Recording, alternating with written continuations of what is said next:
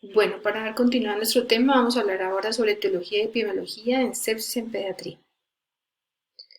Con respecto a la epidemiología, pues depende de en qué país nos encontremos, si hablamos de países en desarrollo o países desarrollados.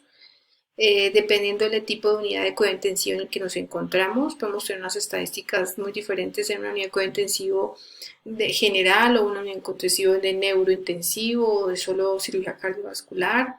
o incluso si hacemos datos epidemiológicos solo en general de una institución o si son de UCIs. Por eso los datos son muy variables, podemos tener prevalencias que van incluso de 2 o 4 o promedios de 6, incluso hasta 8 pacientes, con mortalidades que también son muy variables, de 10 al 37, dependiendo del tipo de definición que utilicemos, si lo abordamos como sepsis, sepsis grave o choque séptico. En general lo que se ve es que los pacientes digamos que cuando ingresan como cuadro solamente de sepsis o una infección grave, puede ser que su mortalidad no supere el 2%, pero si llegan como un choque séptico y con disfunciones de múltiples órganos, pues la mortalidad puede incluso superar al 35 o 40%. Y también esta variaría dependiendo de las comorbilidades que el paciente tenga. Su incidencia también es variable, puede estar oscilando entre 0.5 a 0.888 por 1000 niños, por lo cual los datos epidemiológicos son muy variables y tendremos que estar enfocados a nuestro entorno y a nuestro unidad en la que nos encontremos. A nivel nacional hay algunas estadísticas donde oscila más o menos entre un 10% la prevalencia, una prevalencia de 10 y una mortalidad aproximada de un 37%. En algunos datos estadísticos de más o menos del 2012, en un estudio que se hizo en Medellín con un multicéntrico en varias UCIs del país. Por eso, por ejemplo, aquí tenemos unos datos estadísticos de unos estudios realizados en Estados Unidos, otros en Italia, en Japón, en Australia y uno grande que es el SPROUT de 2015, donde se agruparon 26 países del mundo, tanto de UCIs de países desarrollados como no desarrollados, son 128 UCIs y algunos otros datos un poco más no tan recientes del 2003, donde observamos pues que todos estos pacientes fueron menores de 19 años y que su incidencia pues es muy variable, es de 0.56 a 0.89 por 1000, con una prevalencia un poco mayor de 6.2%, una incidencia de 1.6 en sepsis severa y en choque séptico de 2.1. La prevalencia, por ejemplo, aumenta más si es en infecciones severas, de sepsis en 2.9 y de choque séptico en 2.2, y en este del estudio SPRO, que es más reciente, con una prevalencia más o menos del 8.2%. Entonces, esta variabilidad de datos realmente está relacionado con el hecho de con qué definiciones lo asumieron ellos, si se catalogan como sepsis, sepsis severa, choque séptico, y dependiendo pues de qué tipo de dosis fueron las que agruparon y en qué países nos encontremos. Por eso es que hay tanta variabilidad de datos, pero lo que sí es claro es que en la medida que los pacientes ingresen, digamos, más complejos, pues su mortalidad va a ser mucho mayor. Hablamos de una mortalidad que puede variar entre un 10% que se puede encontrar en este tipo de hospitales para el 2003, pero hay otra variabilidad de datos que pueden llegar incluso hasta el 50% de mortalidad en choques sépticos en estos países, en Italia, por ejemplo, en 15 UCIs que se evaluaron, y puede tener un porcentaje un poco mayor, por ejemplo, si es en UCIs en Estados Unidos, perdón, en el estudio SPRO alcanzaban el 23% de mortalidad en UCIs y como hospitales en un 24%. Entonces la mortalidad también va a ser muy variable dependiendo de todos los datos que estamos comentando y también tendrá que ver mucho con el desarrollo de cada país, ¿no? Y de eh, todos los esquemas de vacunación que se tengan, de qué tanto estemos sacando pacientes con comorbilidades, por ejemplo, niños prematuros extremos que logran salir de las unidades después de más de 2 o 3 meses, pero salen con comorbilidades y lo que se ha visto es que el hecho de que tengan comorbilidades tiene más riesgo de mortalidad o de morbilidad. Es así, por ejemplo, que los pacientes con trasplantes renales, con trasplantes hepáticos o de médula ósea tienen casi más o menos 2.7 veces más el riesgo de morir que los pacientes que no tienen esas comorbilidades. Eh, También dependerán, por ejemplo, de que si tienen algún tipo de enfermedad renal crónica, que pueden aumentar hasta más de 3.7 veces el riesgo de morir si tienen ellos de base una enfermedad como patologías renales. Y también dependerá entonces de esas comorbilidades lo que hará que el paciente tenga uno mayor o mejor pronóstico. En cuanto a la etiología, tenemos pues que depende también del grupo etario. Tenemos que los menores de 3 meses se ven más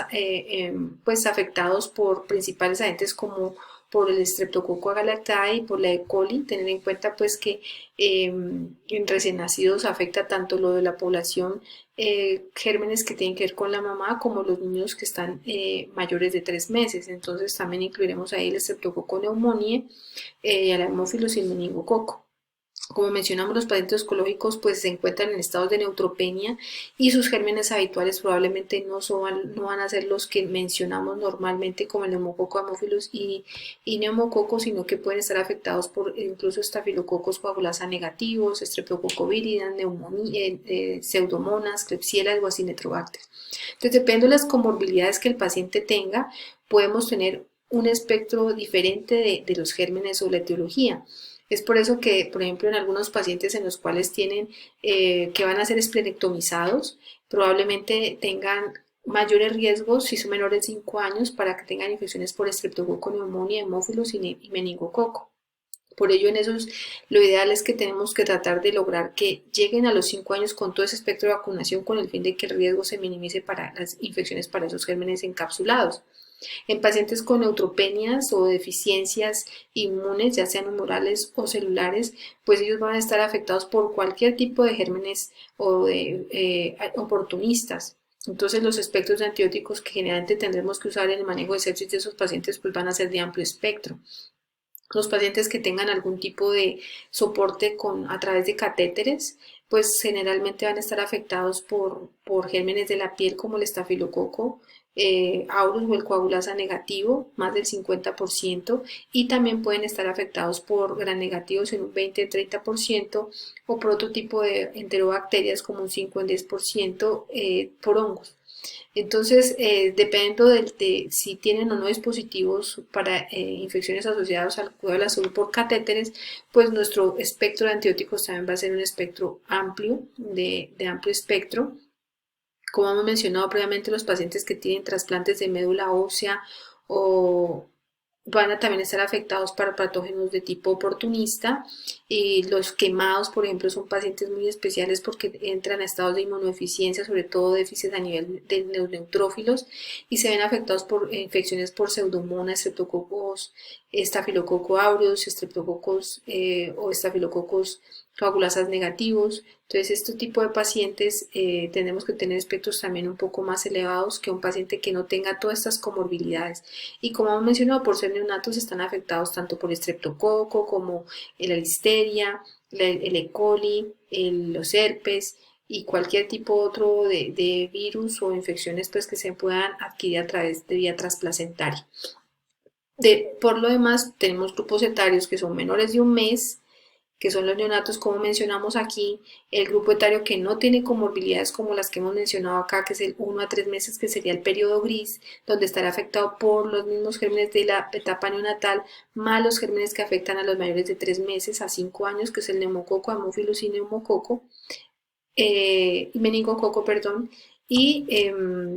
en los mayores de 5 años, como digamos que el espectro de vacunación ya está completo y tienen un sistema inmunológico más desarrollado usualmente, en los mayores de 5 años las infecciones por el neumococo y el hemófilo se disminuyen sustancialmente y el meningococo, y empiezan a tener más fuerza las infecciones por el estafilococo aureus.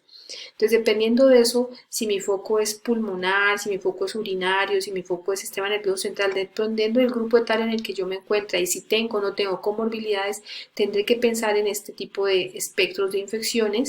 en caso de que sospeche cosas oportunistas o los gérmenes pues convencionales dependiendo del grupo etario. Es importante que lo conozcamos con el fin de que podamos más adelante poder abordar nuestro espectro de antibióticos de manera empírica adecuada, con el fin de que no pongamos espectros que de pronto quedemos con perfiles muy cortos o que sean demasiado altos y hagamos presión sobre nuestra microbiota y podamos generar más resistencia antimicrobiana.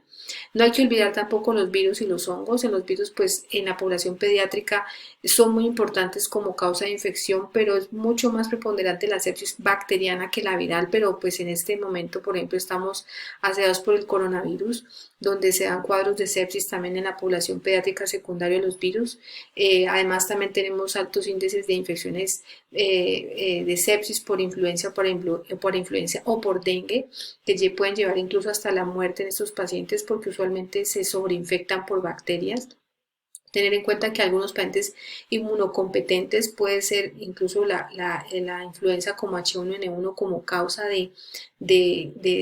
sepsis. Esto como con parte de coinfecciones como lo mencionamos. En los neonatos y lactantes menores también tener en cuenta el herpes virus y los enterovirus. Y en inmunosuprimidos, como ya hemos mencionado en la tabla anterior, no olvidar también el citomegalovirus y el Epstein-Barr como parte, sobre todo en los pacientes que tienen trasplantes. Los hongos, pues la cándida usualmente pues puede desarrollar también sepsis en pacientes generalmente tipo inmunocomprometidos o que estén asociados al cuidado de la salud, o sea que no hay que despreciar este tipo de etiología, tanto virus como hongos. Y con respecto puntualmente al coronavirus, recordar que pues nos está generando sepsis en pediatría con cuadros que hacen bastante compromiso a nivel miocárdico que simulan un cuadro similar al Kawasaki, pero que usualmente tienden a sobreinfectarse con otras bacterias, que es lo más importante que se debe descartar en esos cuadros de coronavirus pues, por COVID-19 en este momento. Esa era la información que teníamos para presentar con respecto a la etiología. Espero que les haya gustado y revisen también los archivos de PDF que les enviamos a su tablón de trabajo. Muchas gracias.